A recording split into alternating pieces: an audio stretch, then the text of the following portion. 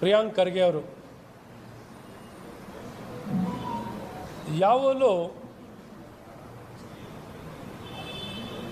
ಅಪ್ರಸ್ತುತ ಹೇಳಿಕೆಯನ್ನು ಕೊಟ್ಟು ಸುದ್ದಿಯಲ್ಲಿರುವಂಥ ಒಂದು ಮಂತ್ರಿ ಅಂದರೆ ಅದು ಪ್ರಿಯಾಂಕ್ ಖರ್ಗೆ ಅವರು. ಅವ್ರು ಏನು ಮಾತಾಡಿದ್ರು ಅಪ್ರಸ್ತುತವಾಗಿರುತ್ತೆ, ಸುದ್ದಿಯಲ್ಲಿರಬೇಕು ಅಂತ ಪ್ರಚಾರದ ಗೀಳು. ಅವರಿಗೆ ಅವ್ರ ಬುದ್ಧಿ ಯಾವ ರೀತಿ ಓಡುತ್ತೋ ಗೊತ್ತಿಲ್ಲ, ಯಾವ ಮನಸ್ಥಿತಿಯಲ್ಲಿ ಇರ್ತಾರೆ ಅಂತ ಗೊತ್ತಿಲ್ಲ, ಅವ್ರು ಏನು ಮಾತಾಡ್ತಾರೆ ಅಂತ ಅವ್ರಿಗೂ ಗೊತ್ತಿದೆಯೋ ಇಲ್ವೋ. ಒಂದು ರಾಷ್ಟ್ರ ನಿರ್ಮಾಣ ಮಾಡುವಂಥ ಒಂದು ಸಂಘಟನೆ ರಾಷ್ಟ್ರೀಯ ಸ್ವಯಂ ಸೇವಾ ಸಂಘ. ಇಂಥ ದೇಶಭಕ್ತ ಸಂಘಟನೆಯ ಮೇಲೆ ಸರ್ಕಾರದ ಯಾವುದೇ ಉದ್ಯಾನವನಗಳಲ್ಲಿ, ಸರ್ಕಾರಿ ಶಾಲೆಗಳ ಆವರಣಗಳಲ್ಲಿ, ಇನ್ನಿತರ ಸ್ಥಳಗಳಲ್ಲಿ ಯಾವುದೇ ರೀತಿಯಾದಂಥ ಅವರು ಚಟುವಟಿಕೆಯನ್ನು ಮಾಡಲಿಕ್ಕೆ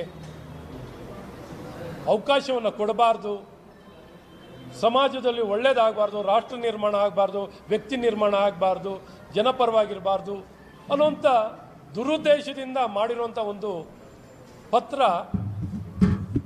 ಸನ್ಮಾನ್ಯ ಮುಖ್ಯಮಂತ್ರಿಗಳಿಗೆ ಬರೆದಿದ್ದಾರೆ. ಈ ವ್ಯಕ್ತಿಗೆ ಯಾವಾಗಲೂ ಅಪ್ರಸ್ತುತವಾಗಿ ಮಾತಾಡ್ತಿರ್ತಾರೆ, ಅಪ್ರಸ್ತುತವಾಗಿ ಕೆಲಸಗಳನ್ನು ಮಾಡ್ತಾರೆ. ಇಂಥ ಜವಾಬ್ದಾರಿತವಾಗಿ ಇರುವಂಥ ಜವಾಬ್ದಾರಿತವಾದಂಥ ಸ್ಥಾನದಲ್ಲಿದ್ದಾರೆ ಅವರು. ಒಂದು ಮಂತ್ರಿಯಾಗಿ ಗ್ರಾಮೀಣ ಅಭಿವೃದ್ಧಿ ಇಲಾಖೆಯಲ್ಲಿ ಎಷ್ಟು ಉತ್ತಮವಾಗಿ ಕೆಲಸವನ್ನು ಮಾಡ್ಬೋದು, ಕ್ರಾಂತಿಕಾರಿಯಾದಂಥ ಕೆಲಸವನ್ನು ಮಾಡ್ಬೋದು. IT-BTಯಲ್ಲಿ, ಎಲೆಕ್ಟ್ರಾನಿಕ್ಸ್ ಇಲಾಖೆಯಲ್ಲಿ ಅಲ್ಲೂ ಕ್ರಾಂತಿಕಾರಿಯಾದಂಥ ಕೆಲಸ ಮಾಡ್ಬೋದು.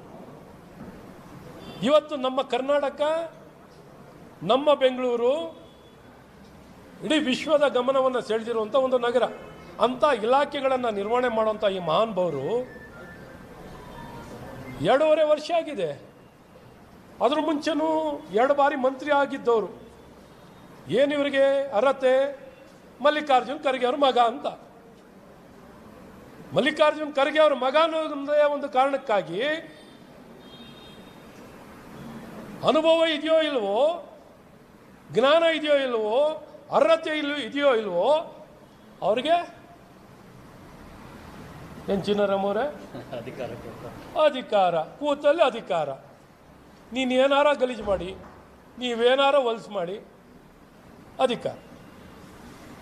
ಇವತ್ತು ಬರೀ ವಂಶ ಪಾರಂಪರ್ಯ ಆಧಾರಿತವಾಗಿ ನೀವು ಬಂದಿರೋರು, ನಿಮಗೆ ಯಾವ ನೈತಿಕತೆ ಇದೆ? ಇವತ್ತು ನಿಮ್ಮ ಪರ್ಫಾರ್ಮೆನ್ಸ್ ಮೂಲಕ ಮಾತಾಡಿ ಜನ ಅಧಿಕಾರ ಕೊಟ್ಟಿದ್ದಾರೆ. ಇಂಥ ಅಪ್ರಸ್ತುತವಾಗಿರುವಂಥ ವಿಚಾರಗಳನ್ನು ಮಾಡೋದು ಬದಲು ನಿಮ್ಮ ಸಾಧನೆ ಮಾತಾಡಬೇಕು, ನಿಮ್ಮ ಕೆಲಸ ಮಾತಾಡಬೇಕು ಅಂತ ನಾನು ಕಿವಿ ಮಾತನ್ನು, ಯುವಕರಿದ್ದೀರ, ಸಮಾಜ ಒಡೆಯೋ ಕೆಲಸ ಮಾಡಬೇಡಿ, ದ್ವೇಷ ಅಸೂಯವನ್ನು ಬೆಳೆಸುವಂಥ ಕೆಲಸವನ್ನು ಮಾಡಬೇಡಿ.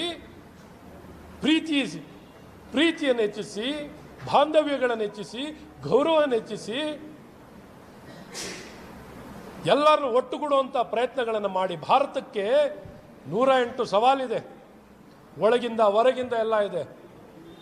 ಇದನ್ನು ಬಗೆಹರಿಸಲಿಕ್ಕೆ ನಾವು ಪ್ರಾಮಾಣಿಕವಾಗಿ ಬೇರೆ ಬೇರೆ ಜನ ಸೈನಿಕರು ತಮ್ಮ ಪ್ರಾಣ, ಎಷ್ಟೋ ಜನ ತಮ್ಮ ಜೀವವನ್ನೇ ತ್ಯಾಗ ಮಾಡ್ತಾರೆ. ನಾವೇನು ಜೀವ ತ್ಯಾಗ ಮಾಡ್ತಿಲ್ಲ.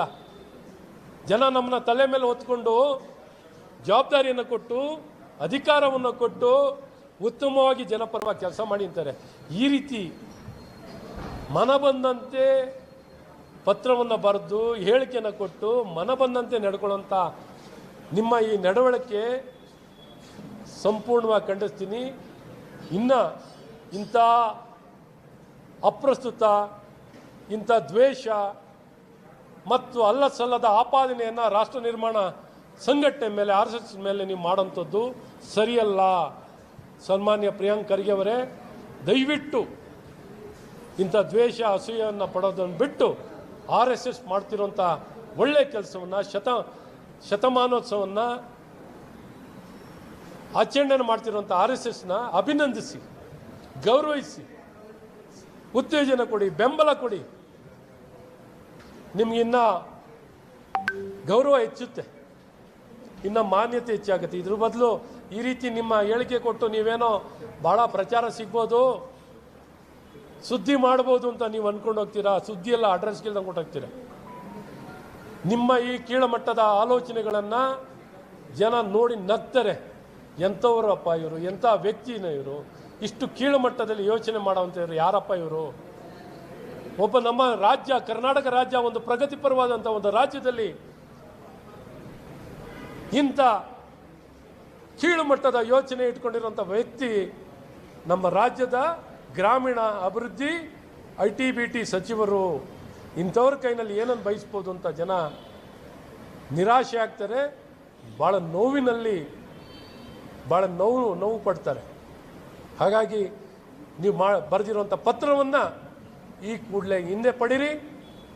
ಹಿಂದೆ ಪಡೆದು ಕ್ಷಮೆಯನ್ನು ಯಾಚಿಸಿ ಅಂತ ನಾನು ನಿಮ್ಮನ್ನು ಒತ್ತಾಯವನ್ನು ಮಾಡ್ತೀನಿ.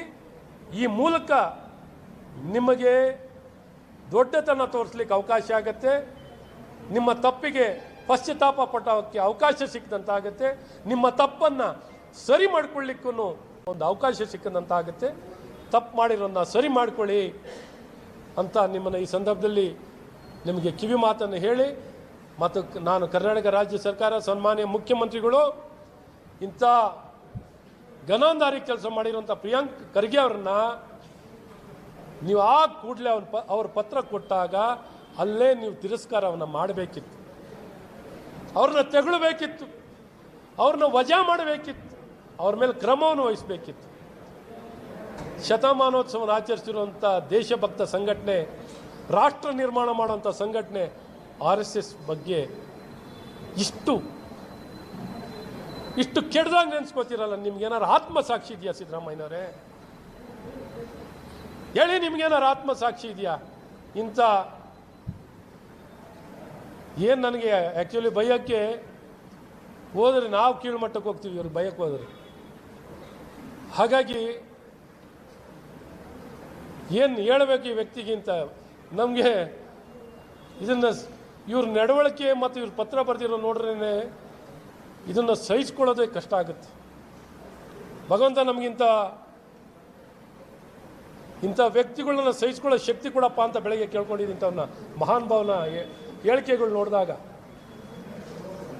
ಇವರ ನಡವಳಿಕೆಗಳನ್ನು ಅಧಿಕಾರ ಇದೆ, ಕೈ ಇದೆ, ಪೆನ್ ಇದೆ, ಭಾಷೆ ಇದೆ ಅಂತ ಮನ ಬಂದಂತೆ ನಿಮ್ಮ ಸರ್ಕಾರಕ್ಕೆ ಏನಾದ್ರು ನೈತಿಕತೆ ಇದ್ದರೆ ಈ ತಕ್ಷಣ ಇವ್ರ ಮೇಲೆ ಕೇಸನ್ನು ದಾಖಲು ಮಾಡಿ ಈ ತಕ್ಷಣ ಈ ಮನುಷ್ಯನ ವಜಾ ಮಾಡಿ ಅಂತಲೂ ನಾನು ನಿಮ್ಮನ್ನು ಒತ್ತಾಯವನ್ನು ಮಾಡ್ತೀನಿ. ಏನು ಭಾರಿ ಡಿಫ್ರೆಂಟ್ ಡ್ರೆಸ್ಸಲ್ಲಿ ಇದ್ದೀರಾ? ಚೇಂಜ್ ಮಾಡಿ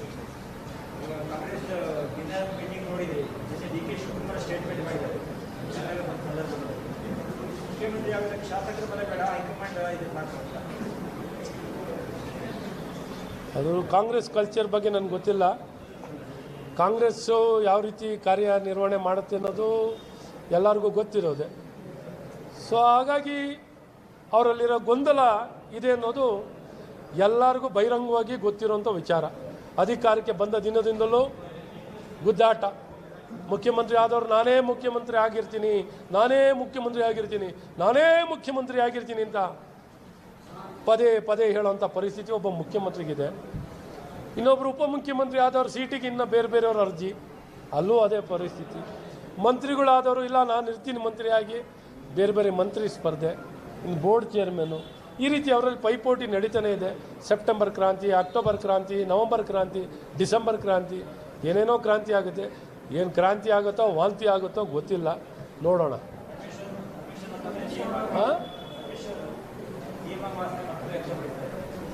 ಅವರಲ್ಲಿ ಏನಾಗುತ್ತೆ ನೋಡುವ, ಯಾರು ಆಗ್ತಾರೆ.